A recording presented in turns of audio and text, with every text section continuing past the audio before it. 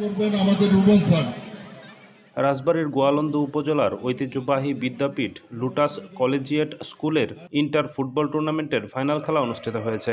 শনিবার সকাল 11টায় সরকারি গোয়ালন্দ কামরুল ইসলাম কলেজ মাঠে এ ফাইনাল খেলা অনুষ্ঠিত হয়। ফাইনাল খেলায় লুটাস স্কুলের পরিচালক মোহাম্মদ গুলাব আলী শেখের সভাপতিত্বে প্রধান অতিথি হিসেবে উপস্থিত ছিলেন গোয়ালন্দ ঘাট থানা অফিসার ইনচার্জ মোহাম্মদ রাকিবুল ইসলাম।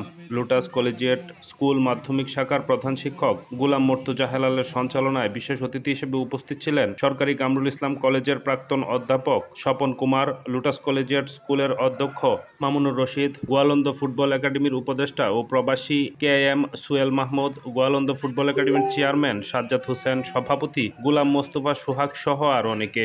ফাইনাল খেলায় ষষ্ঠ শ্রেণী বনাম দশম শ্রেণী একে অপরকে মোকাবেলা করে। নির্ধারিত সময় খেলায় দশম শ্রেণী 4-0 গোলে ষষ্ঠ শ্রেণীকে পরাজিত করে চ্যাম্পিয়ন হওয়ার গৌরব অর্জন করে। শারীরিক বিকাশ পাশাপাশি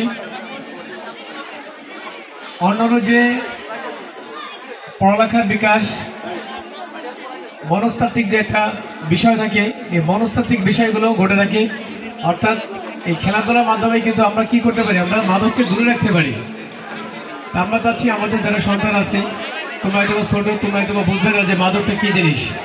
আমাদের দেশে বর্তমানে ভয়াল অবস্থা মাদক। আমরা চাচ্ছি তোমরা ছোট, তোমরা যদি এখনই বুঝতে পারো যে মাদক ভয়ানক, মাদকের থাবায় তুমি সহ তোমার পরিবার ধ্বংস হয়ে যাচ্ছে। যদি তুমি বুঝতে পারো তাহলে দেখবে তুমি এদিকে দূরে থাকবে। তোমার উদ্দেশ্য হচ্ছে পড়ালেখা করা। আমাদের ছেলে মেয়েদের ডেস্ক রিপোর্ট, দৈনিক আকাশ জমিন।